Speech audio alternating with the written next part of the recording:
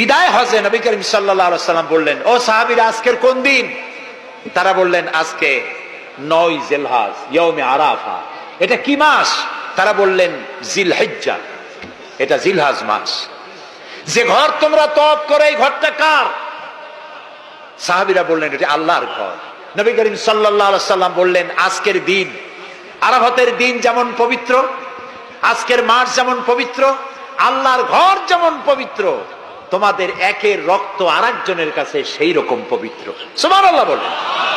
রাসূলুল্লাহ বলছেন, একটি মানুষ হত্যা করা কত বড় অপরাধ শোনো। গোটা বিশ্ব ধ্বংস হয়ে যাওয়া আল্লাহর কাছে সহজ, একটা মানুষ হত্যা করা এর থেকে বেশি কঠিন আল্লাহর কাছে। এবং কিয়ামতের দিন আল্লাহ সর্বপ্রথম হত্যার বিচার করবেন। কাবিল আর হাবিলের বিচার দিয়া রক্তের বিচার শুরু হবে সর্বপ্রথম। সুতরাং হত্যা করা সন্ত্রাসবাদীদেরকে আপনারা ধরিয়ে দেবেন। জেএমবি নামে, জিহাদের নামে যারা কলঙ্ক সৃষ্টি করেছে ইসলামের, তাদের ব্যাপারে কোনো ছাড় দেওয়া যাবে না।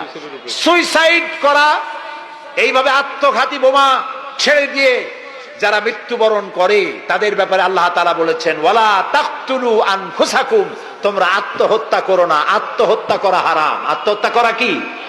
আত্মহত্যাকারীদের জানাজা নাই, গোসল নাই, কাফন নাই, জানাজা নাই।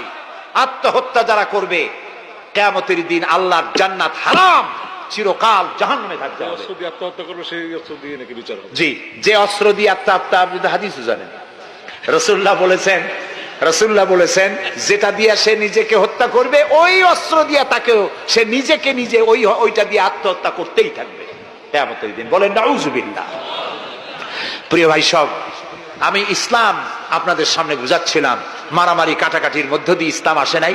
ইসলাম এসেছে ভালোবাসা, আন্তরিকতা, প্রেম, উদারতা, ঔদার্য, মহব্বত আর রাসূলের অনুপম চরিত্র মাধুর্যের মধ্য দিয়ে ইসলাম প্রতিষ্ঠিত হয়েছে।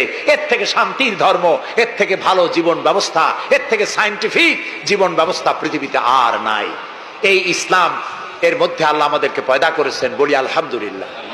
আজ আর